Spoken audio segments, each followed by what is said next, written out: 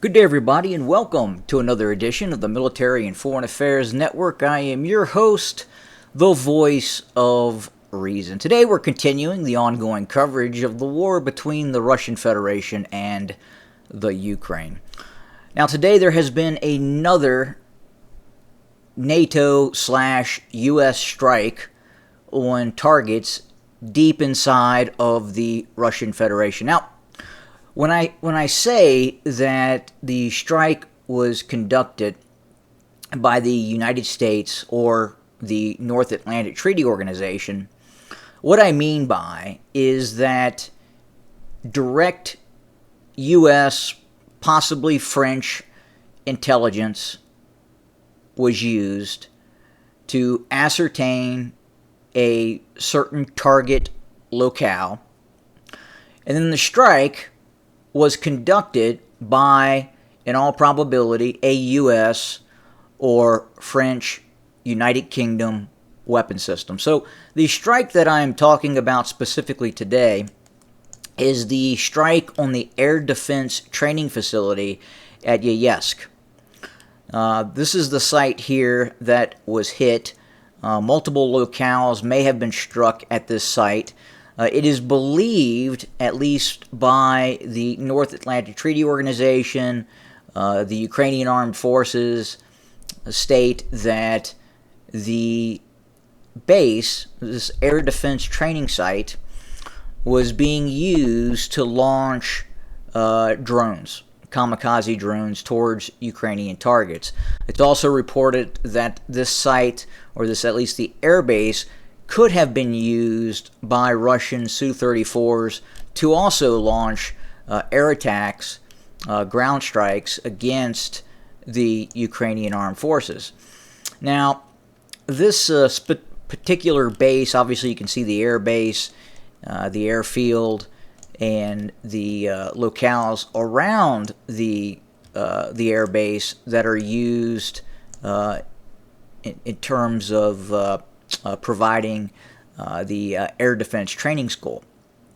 As you can see here, some of the sites are actually located by this particular mapping system. But this target is about 150 kilometers from the front lines, and more likely than not, the weapon system that was used in this attack, in all probability, was many dozens of kilometers, many dozens of miles possibly, behind the main line of contact. We believe that the weapon system used in the strike on Yeysk was quite possibly an ATACMS. It may have been a Storm Shadow or Scalp. Now, the challenge with the Scalp, these are air-launched systems, so that would have required a Ukrainian MiG-29, Su-27, Su-24 that have been modified to launch said weapon systems to approach get closer to the line of contact and then launch these missiles. Now, these are slower-flying cruise missiles that have a greater chance of being intercepted. So it is believed that more likely than not, the system that was used to engage Yeysk was an ATACMS. Again, this is a ground launch semi-ballistic high-precision missile that was used in this engagement. Now, the weapon system, designed, made in the United States, provided by the United States, the targeting acquisition provided by the United States. It's highly doubtful that the Ukrainians would have had human intelligence. Again, the Ukrainians don't have access to some of the real-time sensor and satellite technology that the United States, and specifically the French or the United Kingdom, does as well. So the targeting information handed over to the HIMARS unit, which then inputs the coordinates directly into the ATACMS missile. The ATACMS missile is then launched, and it strikes that target. So again, This is the U.S. identifying targets and then using U.S. technology to then strike those targets. And the reason I keep talking about this is at a certain point, there is going to be a Russian response. Now, is it going to be asymmetrical? Is it going to look different? Is it going to be a direct strike on a NATO target? It's difficult to say. Possibly. I mean, we could get to that point. Remember, look, at the beginning of this conflict, there was not even a hint of discussion that the United States would provide targeting data and then the very weapon systems to strike 150 kilometers deep inside the Russian Federation. That was not on the table.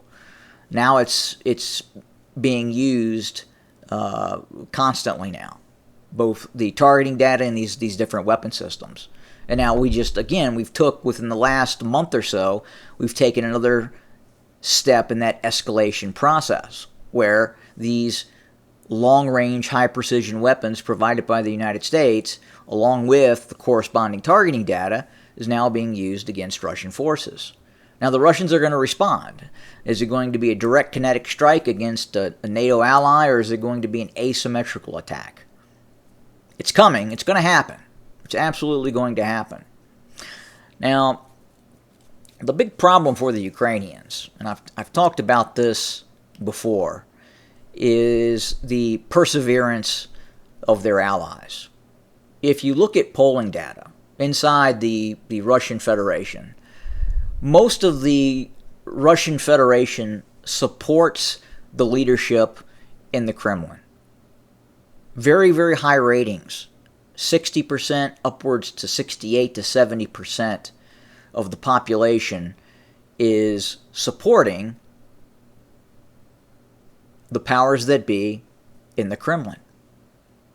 Now, here in the United States is fractured 50-50. Half the country is deeply distrustful of the other half. Had a very interesting conversation with someone yesterday. And this person was ranting and raving about Elon Musk.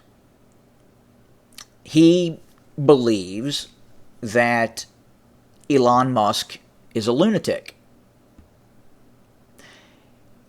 And he self-identifies as a Democrat. And my response to him was, well, you sit on one side of the political spectrum. And there's a lot of other people on the other side of the political spectrum that believe that Elon Musk is a very qualified leader of Tesla and SpaceX and has done some amazing things. But he believes, this person I was talking to, believes that he is a normal person. And only normal people, which again, he believes that those in power are normal people. And everyone else on the other side of the fence is not normal.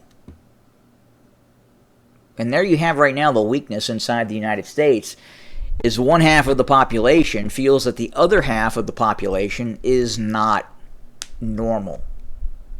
They're not normal. There's no discussion, there's no compromise. And as I've talked about this before, the United States is heading, this United States is heading in a very, very bad direction. And I don't see any fix to it right now. And that corresponds with the Ukrainians, because at a certain point, the United States is not going to give the support that it is giving now to the Ukrainians. And you have to understand, this is not an option for the Russians. For one, the Russians are going to share a border with what is the borderlands or the Ukraine. Whatever it looks like in the future, whether it's decreased by a certain percentage or completely evaporates, there's still going to be that relationship that is always going to be there. It's going to be omnipresent. The United States, not so much. Look, the United States backs out, doesn't support the Ukraine. No one cares. Half the people in the United States, if not more than half, cannot even identify where Ukraine is on a map. So it doesn't matter. But it does matter for the Russians. The Russians cannot have a neoliberal nation state that desires the complete breakup and dismantling of the Russian Federation, or to have the Russian Federation turned into a neoliberal nation state. And that's the ultimate objective.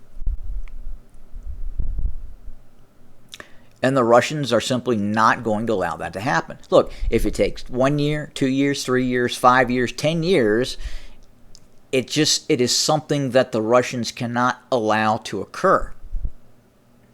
Now, on the other end of this, the United States, the disunited states.